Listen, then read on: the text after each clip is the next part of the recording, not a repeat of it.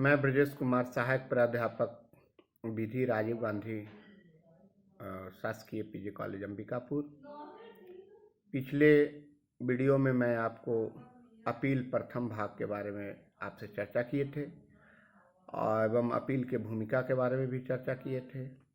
Appeal को हम 4 भाग में विभक्त करके अध्ययन कर रहे हैं, जिसमें पहली भाग एवं दूसरी भाग बहुत महत्वपूर्ण है। प्रथम भाग मूल डिक्रियों से अपील, जो धारा 96 से 99 एवं आदेश 41 में वर्णित है। आपसे चर्चा करते समय यह बात हुई थी कि कब हम प्रथम अपील के विरुद्ध अपील करेंगे। जैसा कि हम बताए थे, अपील आप यदि संविधि द्वारा आपको अधिकृत किया गया है कि आप अधिकार प्रदान किया गया तो आप डिक्री के विरुद्ध अपील कर सकते हैं, यदि आप अपने आप को समझते हैं कि अपील से डिक्री से हम व्यथित हैं। धारा 96 मूल डिक्रियों से अपील अर्थात decree from original appeal from original decree की बात की गई है।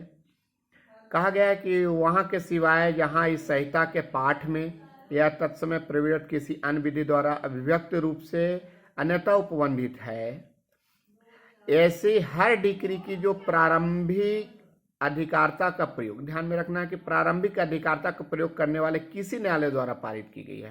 प्रारंभिक अधिकारता के बारे में आपसे चर्चा हो चुकी है। हायरार्की, एक न्यायालय की हायरार्की होती है और न्यायालय के हायरार्की के तहत हम देखते हैं कि विभिन्न मामलों में, अलग अलग मामलों में प्रारंभिक अधिकारता अलग अलग न्यायालय को प्राप्त होती है। कुछ मामले में स्वयं सत्र न्यायालय भी प्रारंभिक अधिकारता धारण करती है और लगभग सिविल मामले में जो सब जज एवं नीचे के न्यायालय होते हैं वो प्रारंभिक अधिकारता धारण करते हैं। तो प्रारंभिक अधिकारता कुछ मामले में हम देखते हैं कि हाई कोर्ट के पास भी होती है अथवा स्वयं सुप्रीम कोर्ट के पास भी होती है, बाकी वह बहुत ही छोटी प्रकृति है जहाँ पर प्रारंभिक अधिकारता सुप्रीम कोर्ट के पास ही केवल हुए या हाई कोर्ट के पास, और वह अलग विषय है और आपको संविधान में भी अध्ययन कर रहे होंगे। जब प्रारंभिक अधिकारता अर्थात के जो जहाँ पर हम सूट लाते हैं, सिविल वाद लाते हैं और प्रारंभिक प्रथमता और उस न्यायालय द्वारा यदि डिक्री पारित की जाती है तो उस डिक्री के विरुद्ध अपील जब हम करते हैं तो उसको हम प्रारंभिक अपील कहते हैं या मूल डिक्रियों से अपील कहते हैं।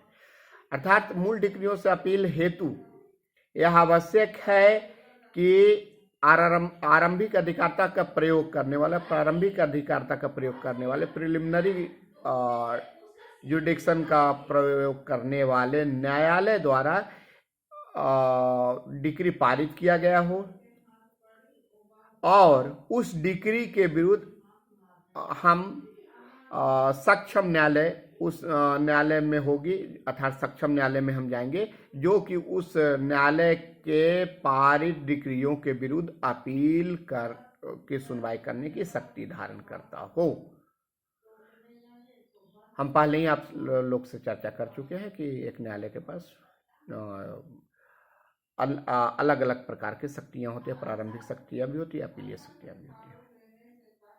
दूसरी जो 96 के लिए महत्वपूर्ण है वह यह है कि एक पक्षीय एक्स पार्टी डिसीजन, एक पक्षीय डिक्री के विरुद्ध भी हम अपील कर सकते हैं, परंतु 96 के खंड 3 जो है यह स्पष्ट कर रहा है कि पक्षकारों के सहमति से यदि कोई डिक्री पारित की गई है तो उसके विरुद्ध हम अपील नहीं करेंगे। आप लोगों को मालूम होना चाहिए कि जैसे हम लोक अदालत में सहमति से हम डिक्री पारित करते हैं तो वहाँ पर हम सहमति से हम दोनों पक्षकार की सहमति से डिक्री पारित की जाती है, तो ऐसे डिक्रियों के विरुद्ध अपील की प्रावधान नहीं है। 96 के खंड 4 यह बताती है कि लघु वाद न्यायालय, स्मॉल कॉजेज कोर्ट द्वारा यदि कोई मामला संज्ञेय किया गया हो तो में किसी डिक्री से कोई अपील अर्थात स्मॉल कॉजेज न्यायालय के विरुद्ध द्वारा पारित डिक्री के विरुद्ध अपील, यदि ऐसी डिक्री की रकम या उसका मूल्य 10,000 रुपया से अधिक नहीं है तो केवल और केवल विधि के प्रश्न के संबंध में ही हम अपील में जा सकते हैं। विधि के प्रश्न के संबंध में ही हम अपील कर सकते हैं। आपको यह बात स्पष्ट कर दूं कि 10,000 रुपये से अधिक 10,000 रुपये से अधिक नहीं है तो केवल विधि के प्रश्न पर ही। विधि के प्रश्न के बारे में हम कि क्या है, विधि के प्रश्न क्या होते हैं, हम आपको द्वितीय अपील, जब सेकंड अपील की बात करेंगे तब वहाँ पर हम आपको स्पष्ट करेंगे और उसको समझाएंगे।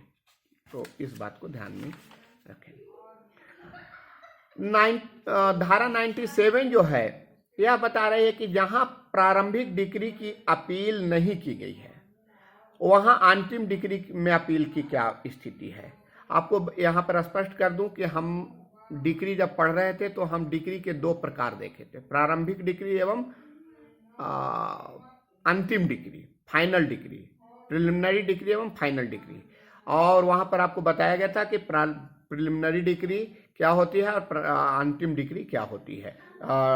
धारा 2 में डिग्री के परिभाषा में खंड है, उसमें के स्पष्टीकरण में प्रारंभिक डिग्री, प्रिलिमिनरी डिग्री एवं फाइनल डिग्री के बारे में परिभाषा दी गई है।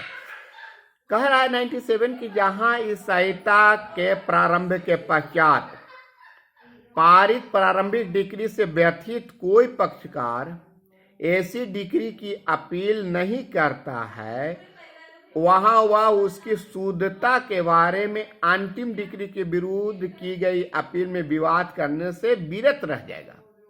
अर्थात यदि आप प्रारंभिक डिग्री से व्यथित रहे हैं तो आपको प्रारंभिक डिग्री के विरुद्ध अपील में चले जाना चाहिए था। यदि आप नहीं गए हैं तो यदि आप अंतिम डिग्री पारित कर दी गई है उस मामले में तो आप प्रारंभिक डिग्री से जो के बिंदु पर जो आप असंतुष्ट थे उसे अंतिम डिग्री के अपील के विरुद्ध नहीं उठाएंगे, उससे विरत रह जाएंगे। तो आपको प्रारंभिक डिग्री के अपील के विरुद्ध प्रारंभिक डिग्री यदि पारित कर दी गई है तो उसमें के अंतर्वस्तु से यदि आप असंतुष्ट है, उसके निर्णय से असंतुष्ट है, तो आपको वहाँ पर आपको चला जाना चाहिए, डिग्री पारित मतलब वहाँ पर आपको चला जाना चाहिए था, अपील में चला जाना चाहिए था। सेक्शन 98 जो है कह रहा है कि जहाँ कोई अपील 2 या अधिक न्यायाधीशों द्वारा सुनी जाए वहाँ कैसे विनिश्चय होगा। तो ये सामान्य नियम है कि जहाँ कोई अपील 2 या अधिक न्यायाधीशों द्वारा सुनी जाती है, उसके खंडपीठ द्वारा सुनी जाती है, वहाँ अपील का विनिश्चय ऐसे न्यायाधीशों की बहुसंख्या की यदि कोई हो राय के अनुसार होगा। तो मेजॉरिटी ओपिनियन को ही हम डिसीजन मानते हैं और मेजॉरिटी ओपिनियन को ही यहाँ पर भी माना गया है। जहाँ ऐसी बहुसंख्यक नहीं है जो अपीलीय डिग्री में फेरफार करने या उसे उलटने वाले निर्णय के बारे में सहमत हो, वहाँ ऐसे डिग्री पुष्ट कर दी जाएगी अर्थात मान ली जाएगी। इस धारा की कोई भी बात किसी भी उच्च न्यायालय के लेटर्स पेटेंट के किसी भी उपबंध का परिवर्तन करने वाली अन्यथा उस पर प्रभाव डालने वाली नहीं समझी जाएगी। सेक्शन 99 कह रहा है कि कोई भी डिग्री ऐसी गलती या अनियमितता के कारण जिसके से गुनागुन या अधिकारिता पर प्रभाव पड़ता है न तो उल्टी जाएगी और न उपांतरित की जाएगी। कोई भी डिग्री ऐसी गलती या अनियमितता के कारण जिससे गुनागुन या अधिकारिता प्रभाव नहीं पड़ती है न तो उल्टी जाएगी और नहीं बदली जाएगी। यहाँ पर यह बात स्पष्ट कर दूं कि सेक्शन 99 जो है इस बात को स्पष्ट कर रही है कि यदि कोई ऐसी गलती त्रुटि हो गई है डिग्री पारित करते समय जिसमें मामले के मेरिट्स पर कोई प्रभाव नहीं पड़ता हो, वहां पर अपील में हम डिग्री को परिवर्तित नहीं करेंगे क्योंकि उससे पक्षकारों के अधिकारिता पर कोई प्रभाव नहीं पड़ रहा है। तो इस बात को आपको ध्यान में रखना है। आपको अपील से संबंधित कोई समस्या है तो आप स्पष्ट करेंगे। अब हम सेकंड अपील के बारे में अगली वीडियो में आपसे हमारी और आपकी मुलाकात होगी। धन्यवाद।